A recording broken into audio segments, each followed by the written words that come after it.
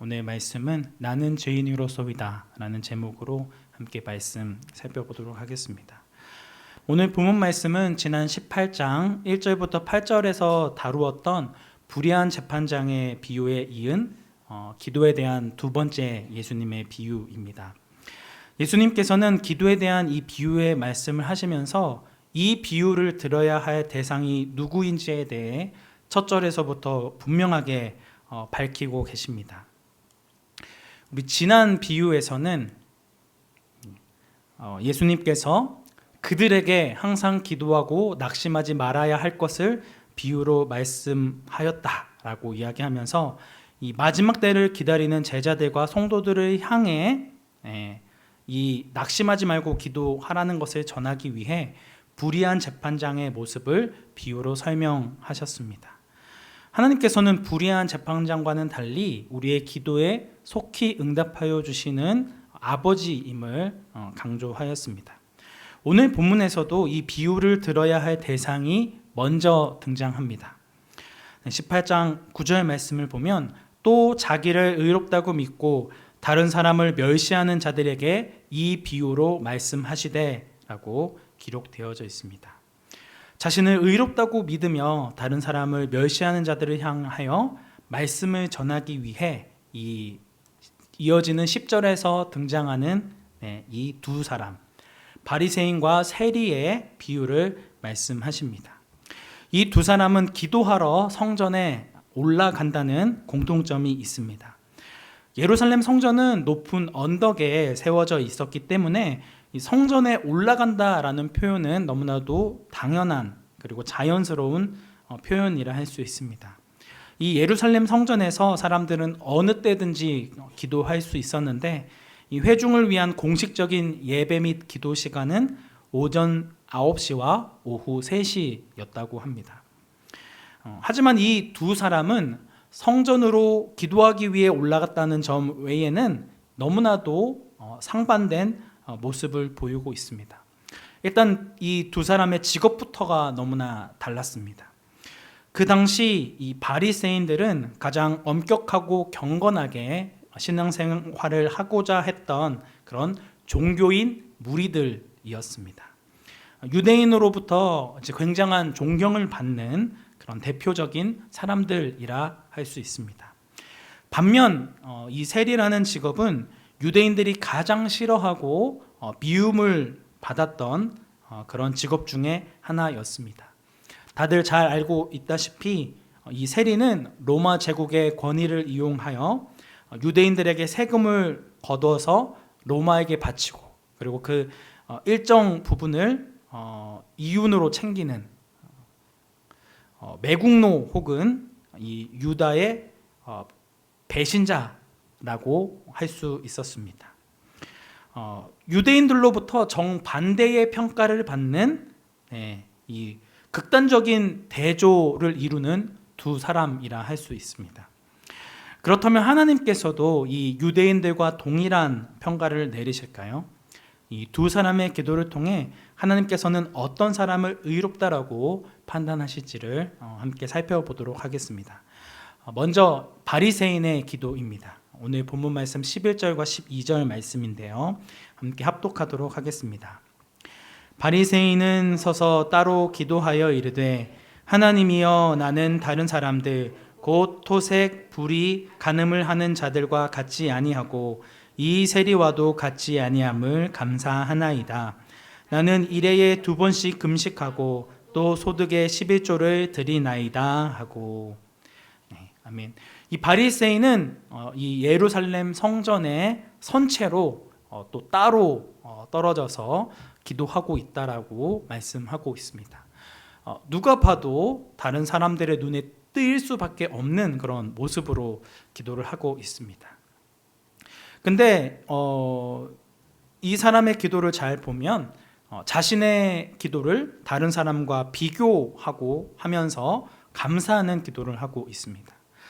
이는 당시 유대인들이 하는 일반적인 기도 내용과는 너무나 다르다라고 할 수 있습니다. 유대인들은 항상 기도를 할 때에 하나님의 은혜에 감사하고 또 그의 이름을 찬양하며 이를 근거로 죄 용서의 은혜를 구합니다. 시편 51편 1절과 2절의 말씀이 이러한 기도의 좋은 예시가 되어지는데요.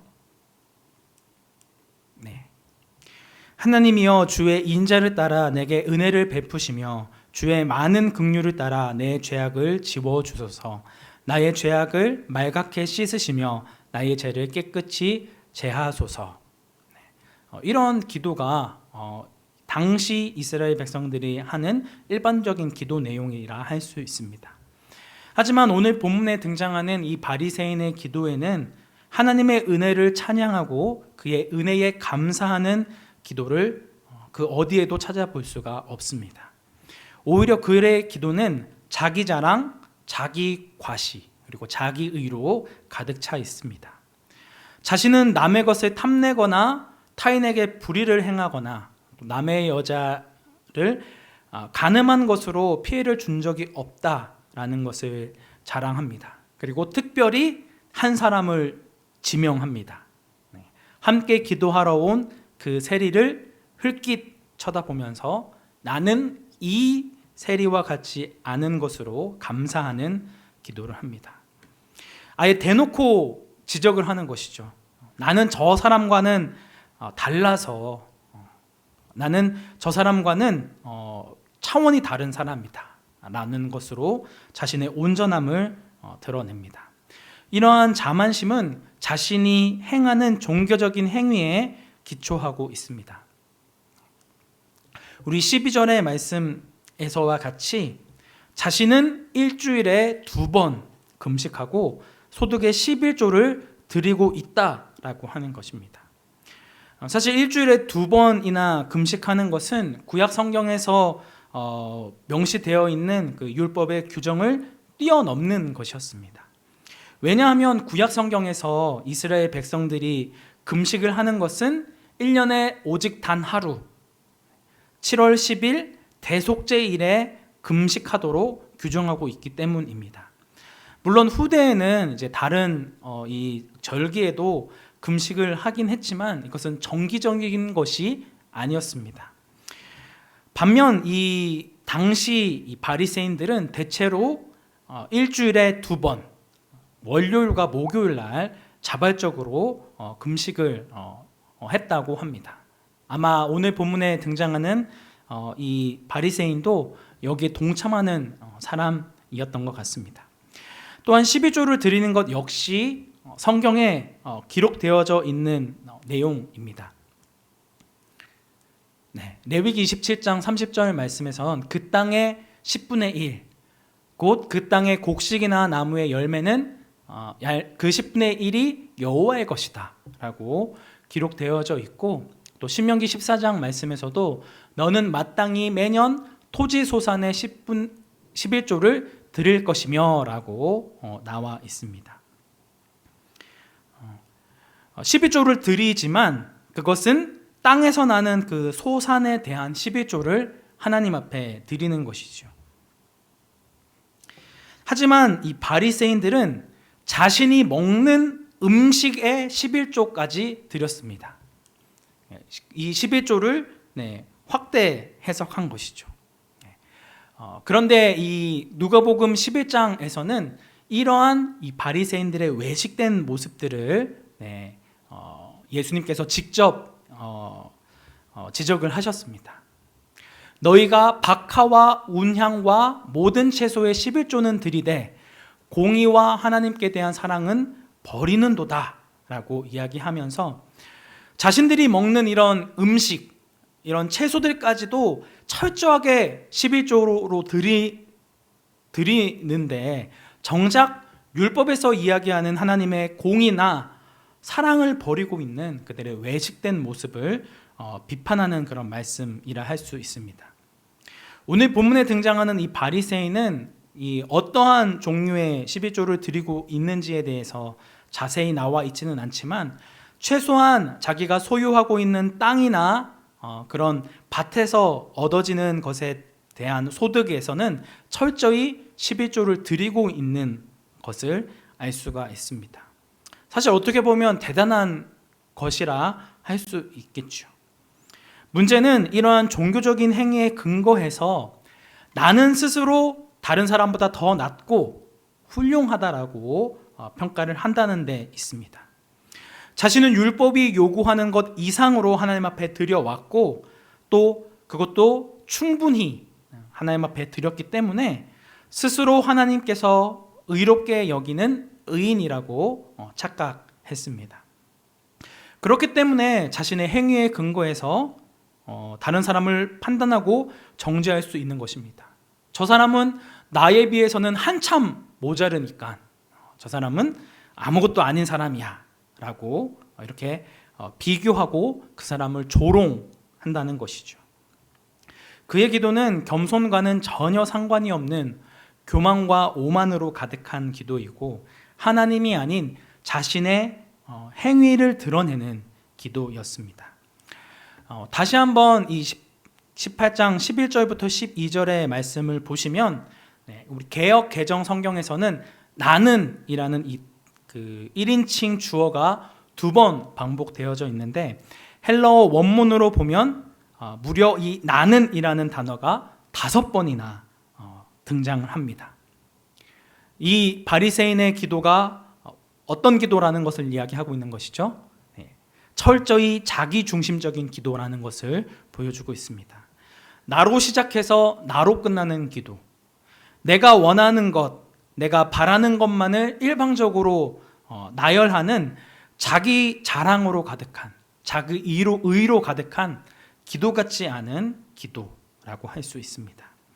반면 세리가 하나님께 드리는 기도의 자세는 이 바리새인과 정반대였습니다. 우리 13절 말씀 함께 합독하도록 하시겠습니다.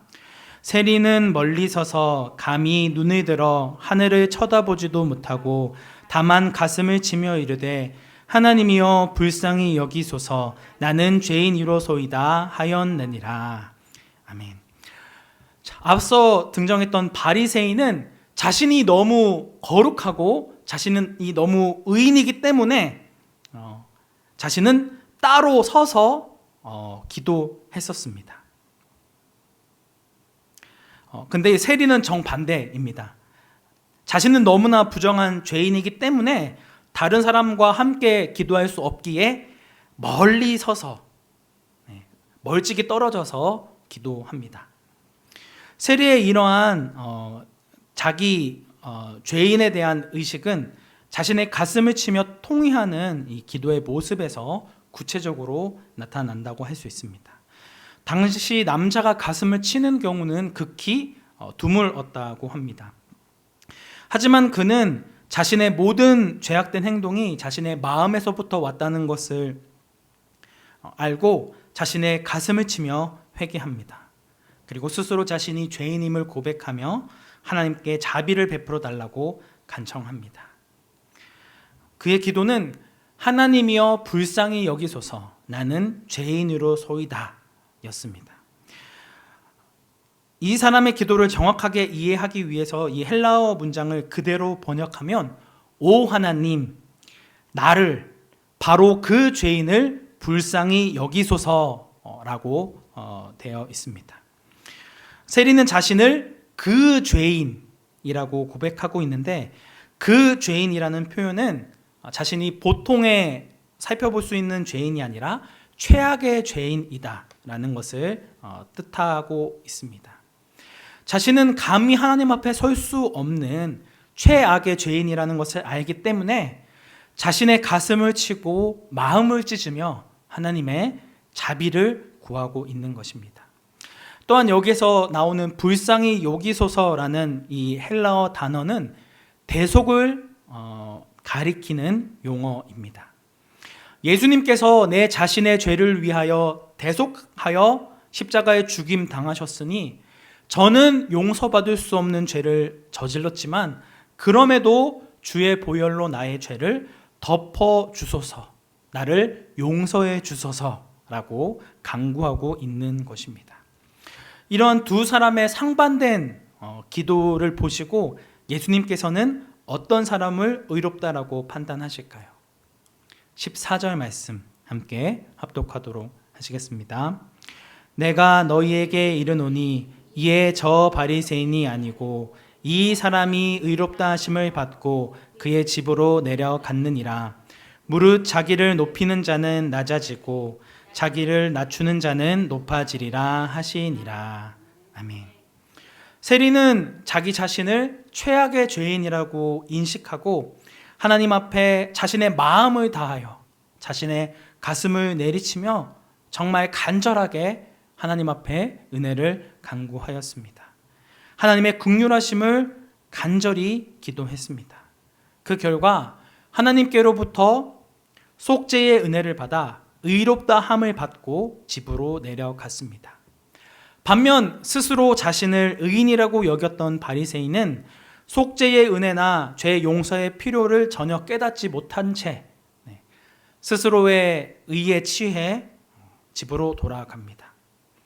자신을 죄인으로 여겼던 세리는 의인으로 높아졌고 반면 자신을 의인으로 여겼던 바리새인은 죄인으로 낮아집니다.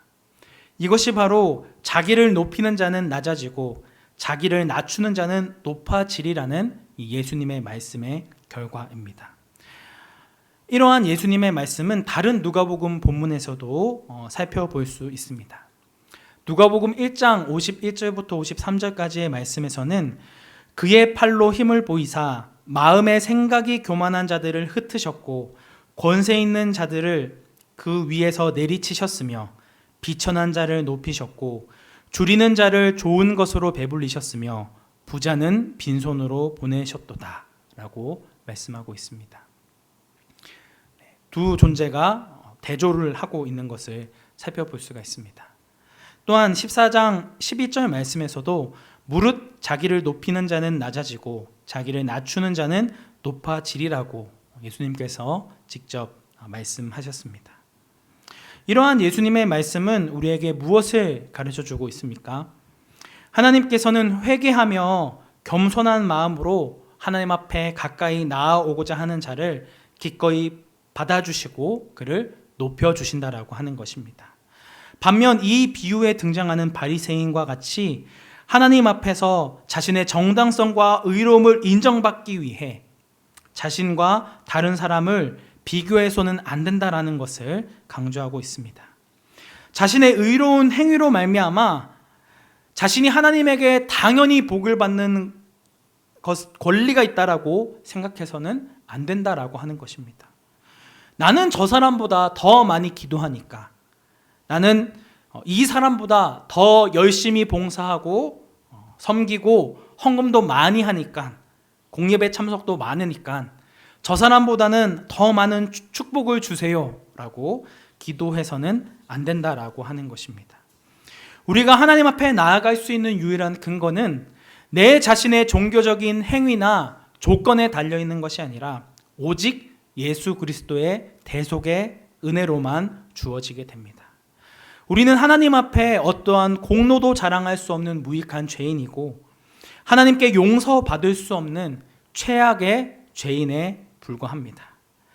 우리가 이 사실을 안다면 우리의 기도는 이 세리의 기도와 같이 불쌍히 여기소서 나는 죄인이로소이다 라며 탄식할 수밖에 없을 것입니다.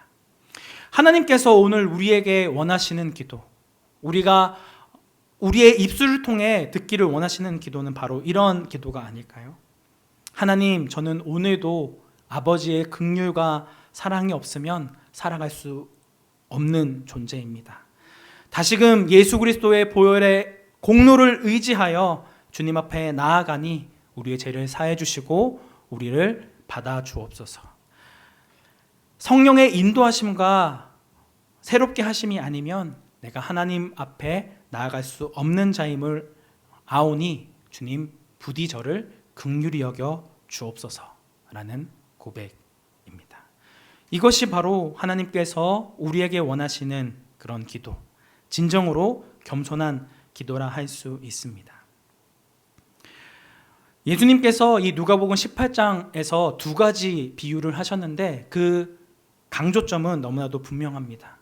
우리가 하나님 앞에 기도할 때에 우리는 낙심하지 않고 하나님께서 반드시 그 기도에 응답해 주실 것을 믿음으로 담대히 기도해야 합니다.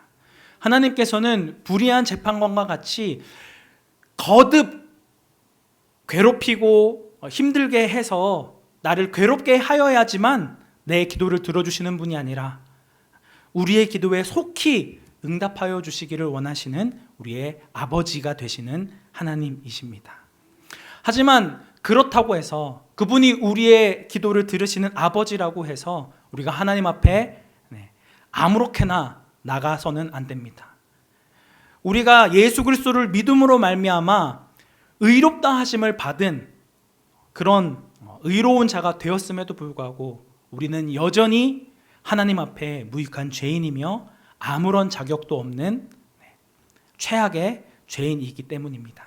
그렇기 때문에 우리는 이 세리와 같이 겸손한 마음으로 하나님의 은혜를 간절히 사모하는 마음으로 하나님 앞에 기도해야 됩니다. 그런 기도로 하나님 앞에 나아갈 때 하나님께서는 우리의 기도에 응답하여 주시고 우리와 함께하여 주실 줄 믿습니다. 사랑하는 성도 여러분, 오늘 우리의 기도는 이 세리와 바리새인의 기도 중에 어디에 더 가까우십니까? 세리와 같이 하나님 앞에 상하고 통회하는 마음으로 자기 자신의 더럽고 추악한 죄를 회개하며 하나님의 자비와 사랑을 간절히 구하고 계십니까?